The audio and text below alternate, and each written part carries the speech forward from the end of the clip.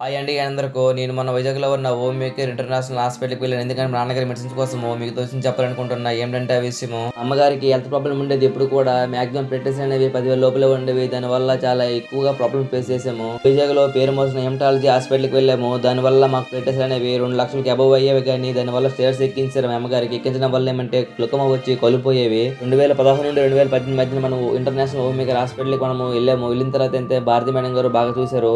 ప్లేటెస్ అనేవి బాగా డెవలప్ అయ్యేవి. మినిమమ్ 2,00,000 నుండి 3,00,000 మధ్యన ఉన్నాయి ఇప్పుడు ప్రెజెంట్ అయితే. ప్రెజెంట్ మా నాన్నగారికి కూడా అక్కడ మెడిసిన్స్ వాడుతున్నాము మోకాళ్ళ నొప్పుల కోసము. కనుక నేను మెడిసిన్స్ తీసుకోవడానికి వెళ్ళాను అక్కడికి మొన్న.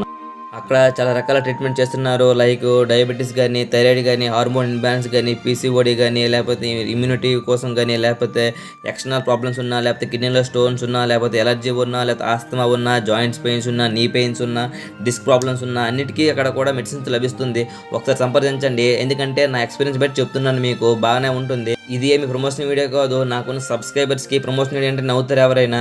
చెప్పాలనిపించి చెప్తున్నా. ఎందుకంటే మా ఇంట్లో ప్రాబ్లమ్స్ ఫేస్ చేశారు, రికవర్ అయ్యారు కాబట్టి మీ ఇంట్లో కూడా ఎవరికైనా యూజ్ అవుతుందని చెప్తున్నా. చాలా మంది వీడియోస్‌ని చూస్తున్నారు గానీ లైక్ మరియు షేర్, సబ్స్క్రైబ్ చేయడం మర్చిపోతున్నారు. ప్లీజ్ అండి మీ అమూల్యమైన చేతులతో సబ్స్క్రైబ్ బటన్ నొక్కొచ్చు.